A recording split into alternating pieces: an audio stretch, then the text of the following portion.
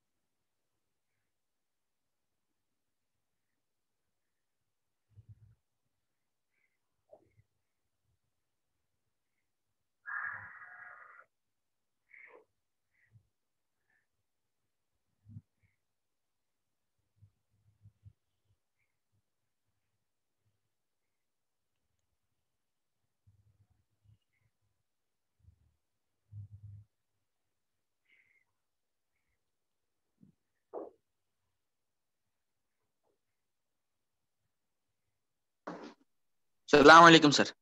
ওয়ালাইকুম আসসালাম।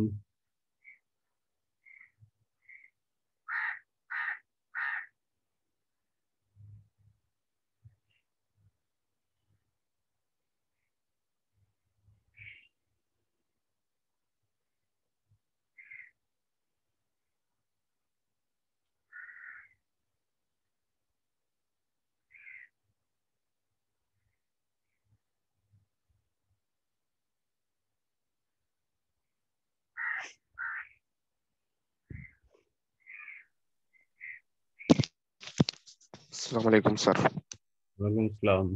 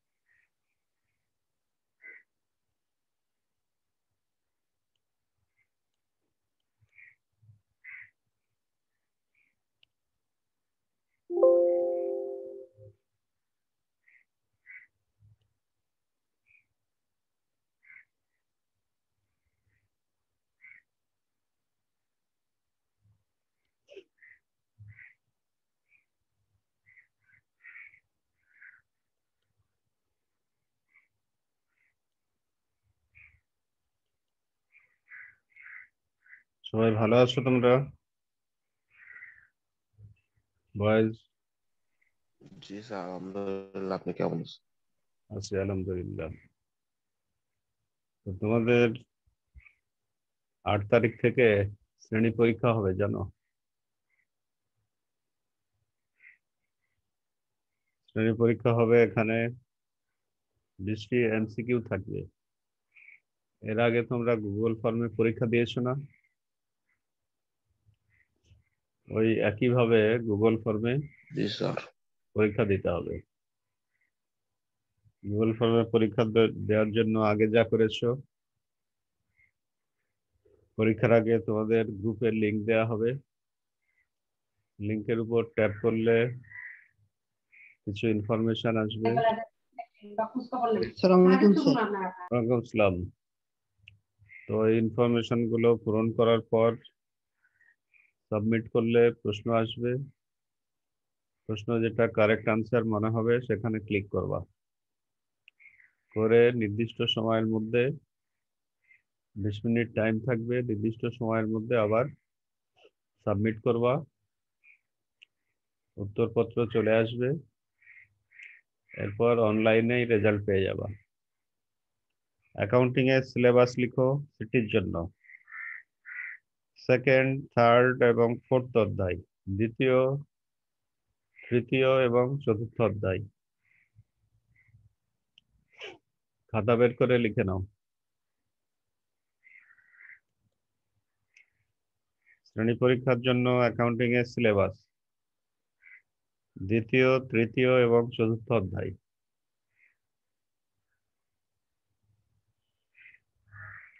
দ্বিতীয়, তৃতীয় এবং চতুর্থ অধ্যায়।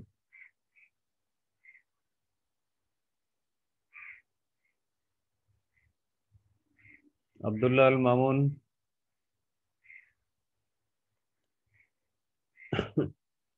আব্দুল্লাহ আল মামুন শুনতে পাচ্ছ? জি স্যার। কি বললাম তাহলে?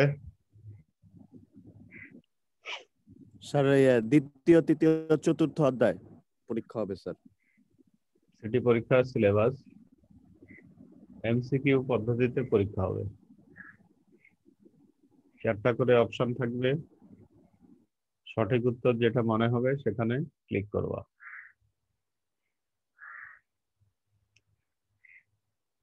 সফওয়ান বিন আজাদ, সফওয়ান বিন আজাদ শুনতে পাচ্ছ? জি স্যার। কি বললাম তাহলে? পরীক্ষার জন্য দ্বিতীয়, তৃতীয়, চতুর্থ সিলেবাস আছে। কোন সাবজেক্ট? অ্যাকাউন্টিং।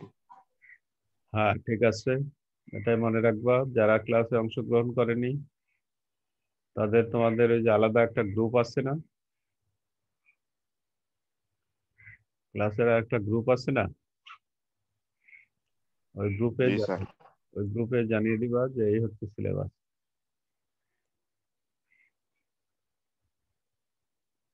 আচ্ছা স্যার। এখন স্ক্রিনে কিছু দেখতে পাচ্ছ বয়েজ?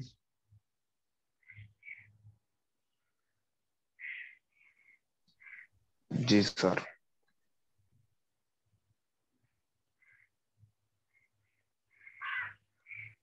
স্ক্রিনে যেটা দেখতে পাচ্ছ রামিল তৈরির ক্ষেত্রে, এরপরে আমরা নেক্সট চ্যাপ্টারে চলে যাব আবার। রামিল তৈরির ক্ষেত্রে এখানে কথা ছিল যে ডেবিটের সম্পদ এবং ব্যয় লিখতে হবে। সম্পদ এবং ব্যয়, যেমন এই যে এখন যে প্রশ্ন দেখতেছো,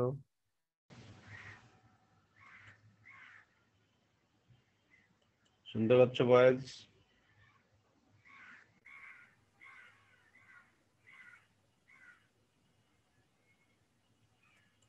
বয়েজ শুনতে পাচ্ছ?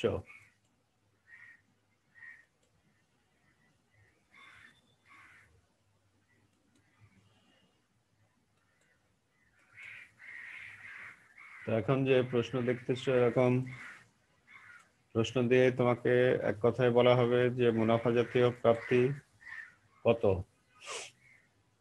তখন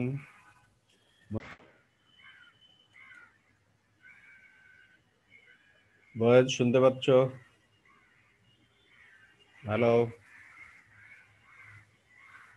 তো এইভাবে তোমার প্রশ্ন দিয়ে শুনতে পাচ্ছি স্যার। বলা হলো যে মুনাফা জাতীয়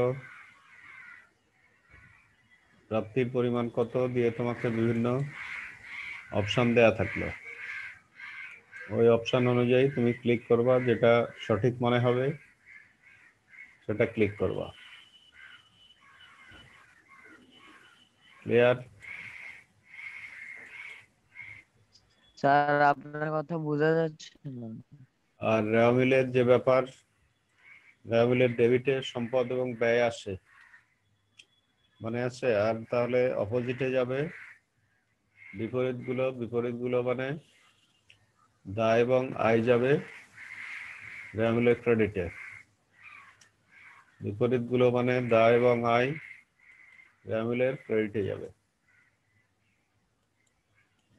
তাহলে পাওনাদার বাট্টা সঞ্চিতি, পাওনাদার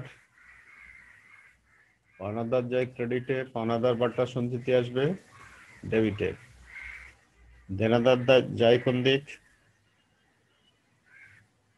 দেনাদার যায় ডেবিটে, দেনাদার বাট্টা সঞ্চিতি আসবে ক্রেডিটে। তার কথা কিছু বুঝতেছি না, আটকে আসতেছে। মূলধন, স্যার আপনার কথা কথা বোঝা বোঝা যাচ্ছে যাচ্ছে না। না স্যার।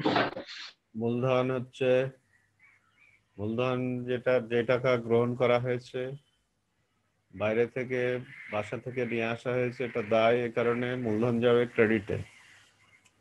মূলধনের সুদ হচ্ছে মূলধনের বিপরীত,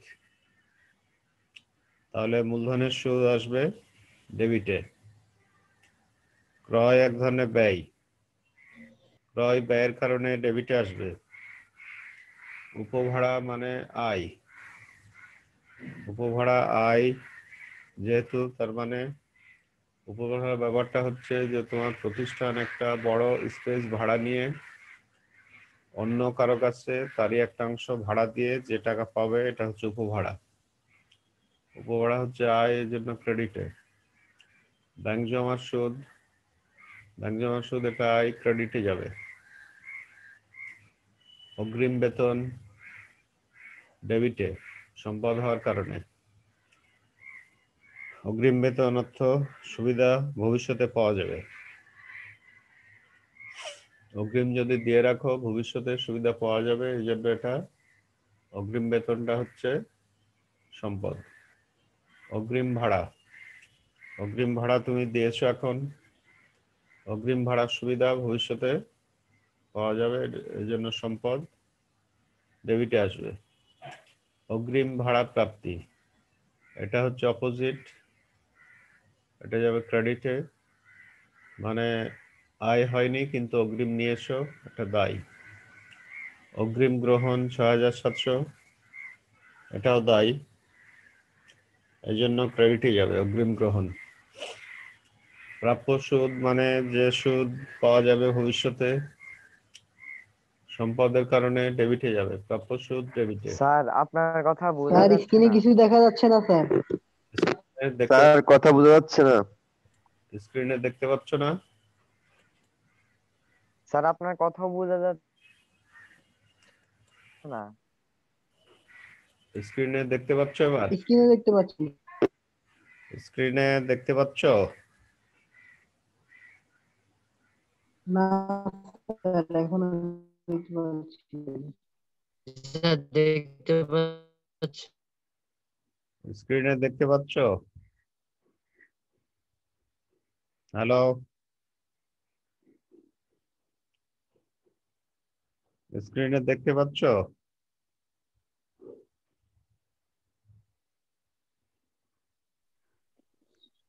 স্ক্রিনে জি স্যার। এবার দেখতে পাচ্ছি স্যার। এটা হয় কি, তোমার আমি এখানে দেখালাম, তোমাদের যাদের নেট স্লো তারা দেরিতে দেখতে পাবা। তারপর অগ্রিম গ্রহণ, এটা দায়, এর জন্য ক্রেডিটে যাবে। প্রাপ্য সুদ যে সুদের টাকা ভবিষ্যতে পাওয়া যাবে এটা সম্পদ ডেবিটে। প্রাপ্য ভাড়া মানে যার টাকা ভবিষ্যতে পাওয়া যাবে এটাও সম্পদ, এই জন্য ডেবিটে যাবে। সাধারণ সঞ্চিতি 24,000, যে কোনো ধরনের সঞ্চিতি পাওনাদার বাট্টা সঞ্চিতি ছাড়া যে কোনো ধরনের সঞ্চিতি দায় হওয়ার কারণে ক্রেডিটে যাবে। প্রদত্ত ঋণ মানে তুমি যে ঋণ দিয়েছো, যার টাকা তুমি ভবিষ্যতে পাবে, প্রদত্ত ঋণ সম্পদে যাবে। যে টাকা ঋণ দিলে তখন এই টাকা আবার ভবিষ্যতে ফেরত পাওয়া যায়। বিক্রয় 1,20,000, এটা হচ্ছে আয়, ক্রেডিটে যাবে। উত্তোলন মূলধনের অপোজিট, উত্তোলন ডেবিটে আসবে। মূলধনের অপোজিট উত্তোলন হওয়ার কারণে ডেবিটে আসবে। স্যার কিছু বুঝতে পারতেছি না। শব্দ পাচ্ছ না নাকি? স্যার কিছুই শুনতে পাচ্ছি না। আচ্ছা, আপনার কথা বোঝা যাচ্ছে না। এই যে এখন যেটা যে বললা তার কথাও তো আমি বুঝতে পারতেছি না, বুঝছো? এটা নেটের কারণে হতে পারে। আবার দেখবা যে তোমাদের মধ্যে কেউ আবার ক্লিয়ার শুনতেছে। এক একজনের নেটের অবস্থা তো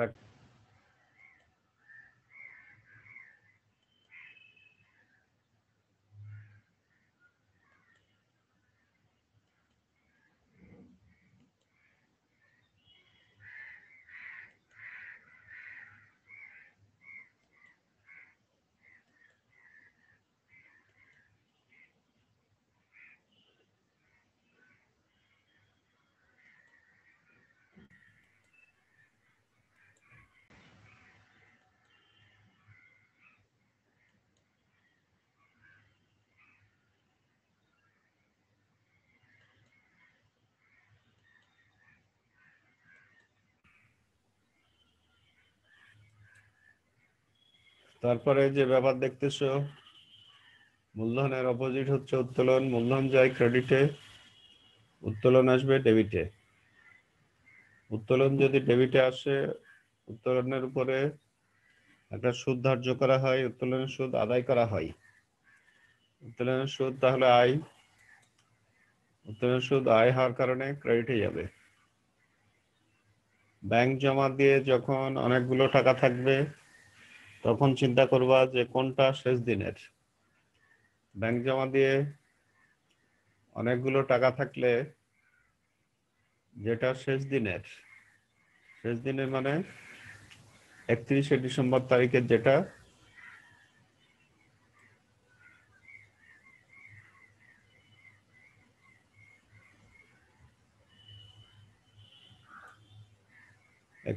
যখন ব্যাংক জমা কয়েকটি টাকা থাকবে তখন শেষ দিনের মানে 31শে ডিসেম্বরের যে টাকা, ওই টাকা তোমাদের ডেবিটে লিখতে হবে, কারণ ওই টাকা হচ্ছে সম্পদ। তাহলে ব্যাংক জমার ক্ষেত্রে যেটা বললাম যে কয়েকটা ডেটে যখন টাকা থাকবে তখন লিখবা যেই টাকা বছরের শেষ দিনের মানে 31শে ডিসেম্বর তারিখের, ওই টাকা লিখবা হচ্ছে ডেবিটে। তাহলে এখানে ব্যাংক জমা দিয়ে যে কয়েকটি টাকা আছে এর মধ্যে 31/12/19 তারিখে যে 1,90,000 আছে এটা ডেবিটে আসবে। মজুদ পণ্য যখন কয়েকটি ডেটে থাকবে সেক্ষেত্রে মজুদ পণ্য লিখবা যে টাকা হচ্ছে শেষ দিনের, প্রথম দিনের মজুদ পণ্য মানে 1 তারিখের মজুদ পণ্য যেটা নিয়ে আসা হয়, এটা বোঝায় যে এটা ব্যয়, এই কারণে ডেবিটে আসবে। তাহলে মজুদ পণ্য 1/1/19 তারিখ এখানে তাহলে মজুদ পণ্য যখন কয়েকটি ডেটে থাকবে তখন মজুদ পণ্য যেটা এক এক তারিখে থাকবে ওই মজুদ পণ্য ডেবিটে লিখবা। তারপর এখন ক নম্বরে জানতে চাইছে মুনাফা জাতীয় প্রাপ্তি কত। মুনাফা জাতীয় প্রাপ্তি মানে মুনাফা জাতীয় আয় যেটা অগ্রিম গ্রহণ করা হয়েছে। এখানে দেখো অগ্রিম ভাড়া প্রাপ্তি যে 7,000 টাকা আছে, এই টাকাই অগ্রিম গ্রহণ করা হয়েছে, ফলে এই টাকাই তোমার মুনাফা জাতীয় প্রাপ্তির মধ্যে আসবে। মুনাফা জাতীয় আয়ের মধ্যে যে টাকা অগ্রিম গ্রহণ করা হয়েছে ওই টাকাই মুনাফা জাতীয় প্রাপ্তির মধ্যে আসবে। মূলধন জাতীয় প্রাপ্তি মানে বড় ধরনের প্রাপ্তি যেটা গ্রহণের পর আবার ভবিষ্যতে ফেরত দিতে হবে। এখানে যা দেখা যাচ্ছে এখানে মূলধনই হচ্ছে একমাত্র মূলধন জাতীয় প্রাপ্তি। তাহলে কয়ের উত্তরে লিখবা অগ্রিম ভাড়া প্রাপ্তি 7,000। অগ্রিম ভাড়া প্রাপ্তি 7,000 এটা মুনাফা জাতীয় প্রাপ্তি। আর মূলধন জাতীয় প্রাপ্তিতে লিখবা 3 লাখ টাকা। স্যার বোঝা যাচ্ছে না। আচ্ছা, মূলধন জাতীয় প্রাপ্তিতে লিখবা 3 লাখ টাকা যেটা গ্রহণ করা হয়েছে এবং আবার তোমার ফেরত দিতে হবে। কারণ তুমি ব্যবসাতে টাকা নিয়ে এসছো মানে যা ইচ্ছা তাই করবা তা না। তোমাকে চিন্তা করতে হবে এই টাকা বাইরে থেকে নিয়ে আসা হয়েছে এবং এই টাকা আবার ফেরত দিতে হবে। তোমাকে এরকম চিন্তা করে কাজ করা লাগবে। কয়ের উত্তর কি দেখতে পাচ্ছ বয়েজ? স্লাইডে কয়ের উত্তরটা দেখতে পাচ্ছ?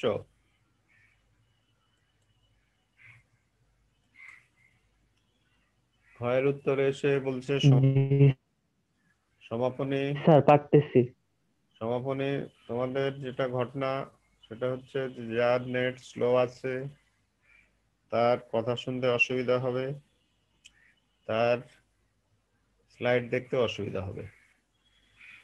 আর যার নেট ঠিকঠাক আছে সে সবকিছুই শুনতে পাবা এবং টাইমলি দেখতে পাবা। বা মনে করো কারো